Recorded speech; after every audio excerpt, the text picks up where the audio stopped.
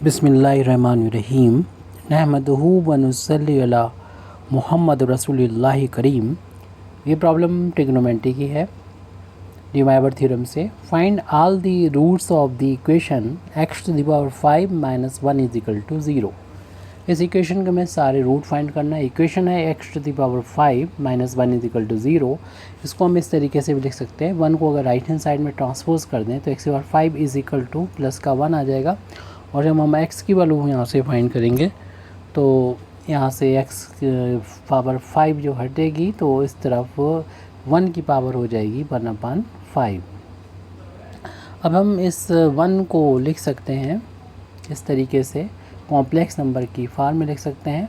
cos 0 की value 1 होती है और प्लस i इंटू साइन 0 की वैल्यू 0 होती है। तो क्योंकि हम लोग जानते हैं कि 1 को लिखा जा सकता है 0 प्लस i इंटू 0, और इस 0 को लिख देंगे cos 0 प्लस इस 0 को इस 1 को लिख सकते हैं 1 प्लस i 0, और cos 0 की वैल्यू 1 होती है और इस 0 को लिख सकते हैं sin 0, क्योंकि sin 0 की वैल्यू जो होती है 0 होती है और cos 0 की वैल्यू 1 होती है। तो इस 1 को हम इस तरीके से लिख सकते हैं, यानी 1 is equal to cos 0 plus i into sine 0। ये कॉम्प्लेक्स नंबर की पोलर फार्म हमने इस 1 की लिख दी है। अब इसको जनरलाइज कर देंगे, यानी इसको जनरलाइज कर दिया जाता है। जनरलाइजेशन के लिए हम जहाँ पर है एंगल, यानी उसमें लिख देते हैं 2k पाई, इसमें ऐड कर देते हैं 0 में, प्लस आई इंटू ऐसे साइन के साथ भी, यानी 2k पाई इसमें ऐड कर दिया जाएगा। होल पावर इसकी 1/5 है। अब यहाँ पर यूलर फार्मूला अप्लाई कर देंगे। उससे पहले हम इस 0 में इसमें ऐड करेंगे, यानी कोई इफेक्ट पड़ेगा नहीं इस पर, यानी कॉस ये 2k पाई ही आ जाएगा, plus i into sine of 2k पाई आ जाएगा 0 ऐड होने के बाद 1/5। अब इसमें डिवाइवर थ्योरम को यहाँ पर अप्लाई कर देंगे, क्योंकि इस क्वेश्चन को इस चैप्टर में इसलिए रखा गया है कि वही फार्मूला यहाँ पर अप्लाई होगा। फार्मूला यानी डिवाइवर थ्योरम यहाँ पर हम लिख देते हैं, cos थीटा हो प्लस आई साइन थीटा हो, उस की पावर होल पावर n हो, तो आपको मालूम है कि ये पावर का एंगल में मल्टीप्लाई हो जाता है। ये वैल्यू हो जाती है cos n theta plus i into sign n theta. तो हम इस फार्मूले का यहाँ पर यानी डिवाइवर थ्योरम का यहाँ पर यूज़ करेंगे। ये वैल्यू जो चल रही है वो x की इक्वल है, यहाँ पर n की वैल्यू अपनी 1/5 है, तो 1/5 का इस एंगल में इंटू हो जाएगा, इसमें इंटू हो जाएगा, तो 2k pi cos of 2k पाई, इसमें मल्टीप्लाई हो जाएगा 1/5 का, plus i into sine of 2k पाई, इसमें भी 1/5 से इंटू हो जाएगी। यानी इसको मैं इस तरीके से भी लिख सकते हैं, कॉस 2k पाई अपान में 5 हो जाएगा और plus i into sign 2k pi upon 5, इस तरीके से अपान करके भी इसको लिखा जा सकता है। इसको हमने लिख लिया है। आप चाहें तो इसको जब जनरलाइज़ किया तो इसको हम एक्स के करके लिख दें, ताकि हमें रूट को लिखने में आसानी हो जाए। आसानी मतलब पहचान करने में आसानी हो जाए। यहाँ पर हम के की वैल्यू पुट करेंगे, वेयर बता दें के की वैल्यू कितनी होगी, 0 होगी, 1 होगी, 2 होगी, 3 होगी, 4 होगी। आप कहेंगे 5 क्यों नहीं होगी, 5 आप रखना चाहें तो रख दें, लेकिन आपको वही वैल्यू मिलेगी जो 0 पर रखने मिलेगी। ऐसे आप कोई भी इंटीजर वैल्यू रखेंगे इनके अलावा तो आपको वही x की वैल्यू मिलेगी जो इनसे मिलेगी, यानी आपको 5 वैल्यू से ज़्यादा नहीं मिलेंगे, क्योंकि जो इक्वेशन था वो 5 पावर का था, तो उसके 5 ही रूट होंगे, 5 से ज़्यादा नहीं होंगे। तो इन वैल्यू को जो सिंपल पड़ेंगे आपको रखने से x की सारी वैल्यू मिल जाएंगी, यानी जो रूट्स हैं इक्वेशंस के वो में मालूम पड़ जाएंगे, हमको पता हो जाएंगे। तो सबसे पहले तो हम यहाँ पर 0 रख के जिस रूट को x 0 से डिनोट करेंगे, यानी k बराबर 0 यहाँ पर लिख दिया है। ये पूरे इक्वेशन में k बराबर 0 रख दीजिए, यहाँ से हमें रूट्स मिल जाएंगे। तो 0 रखने पर ये पूरी वैल्यू 0 रहेगी, यानी cos 0 हो जाएगा इंटू साइन 0 हो जाएगा, और cos 0 की वैल्यू 1 होती है, साइन 0 की वैल्यू 0 होती है। इस तरीके से ये पूरा 0 हो गया, यानी ओनली 1 मिल जाएगा। एक रूट हमको मिल गया 1, तो हमारा ये फर्स्ट रिज़ल्ट आ गया है। यानी फर्स्ट रूट आ गया है। इसे फर्स्ट रूट कह सकते हैं, फर्स्ट या सेकंड ना कह के ये रूट है, बाद में इकट्ठा करके लिख देंगे। अब हम k की वैल्यू जब 1 यहाँ पर पुट करेंगे तो हमें दूसरा रूट यानी x1 मिल जाएगा। k की जगह पर इसमें 1 रखना है पूरे में, तो ये वैल्यू हमें मिलेगी cos 2 1 रखने पर इसमें इंटू करेंगे 2 से तो 2 ही आ जाएगा, यानी ये वैल्यू 2 पाई अपान में 5 आ जाएगी, plus i into sign 2 pi upon में 5 आ जाएगी। एक रूट हमें यहाँ पर ये मिल गया है। इस तरीके से हम जब 2 रखेंगे तो 2 रखने पर हमें यानी k बराबर 2 रखने पर x2 मिलेगा।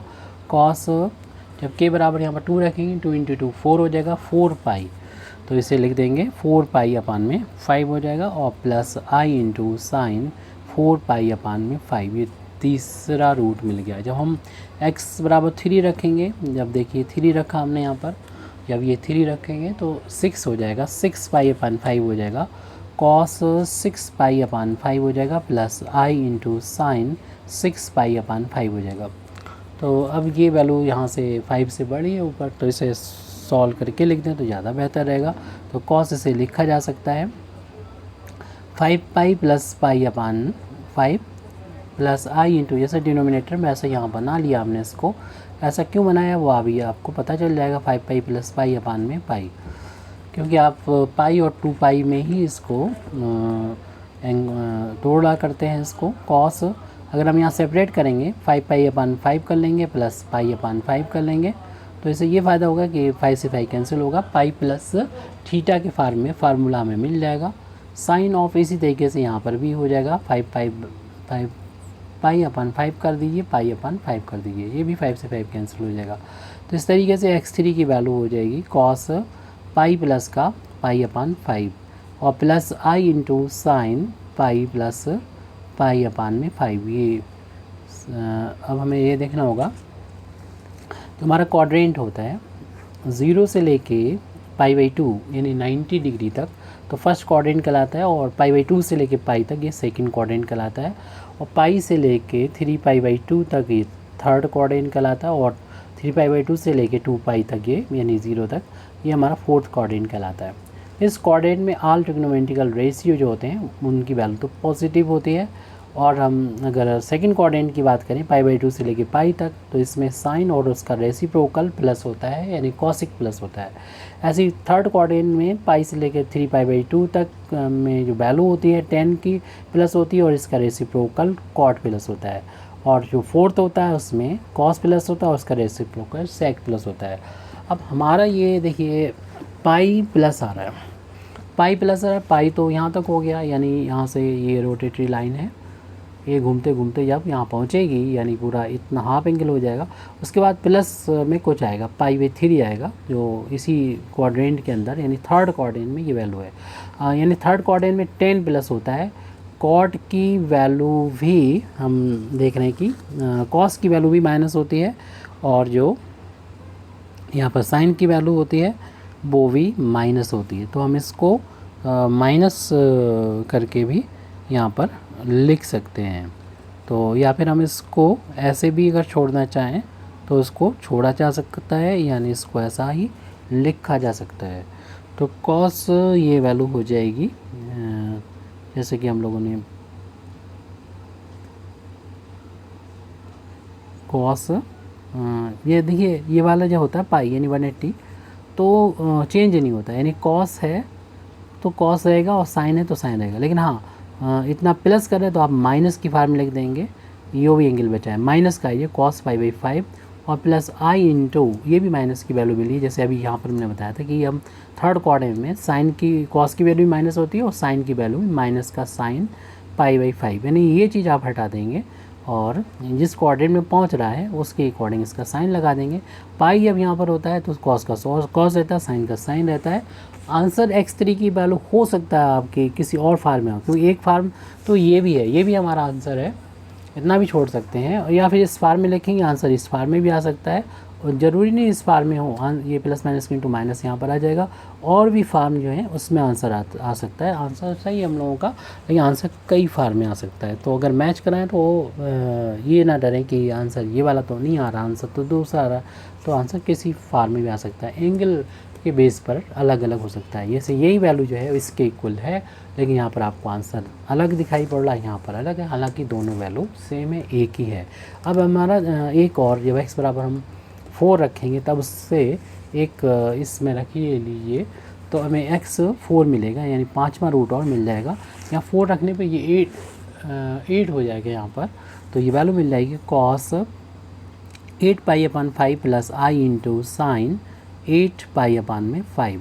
अब यहाँ पर देखिए दोबारा से ये वैल्यू जो है वो इससे बड़ी है, तो हम इसे 2 पार्ट में बांट देंगे, यानी 5π प्लस का 3π कर लेंगे, जैसा कि अभी हमने किया था, plus i into sine of 5π plus का 3π/5 है, उसको सेपरेट करके लिख देंगे। तो x5 is equal to cos 5π/5 plus 3π/5 और plus i into sine of 5π/5 plus का 3π/5। ये 5 से 5 कैंसिल हो यहाँ पर हो जाएगा, तो x5 is equal to cos pi plus का 3π/5 और plus i into sine pi plus का 3π/5।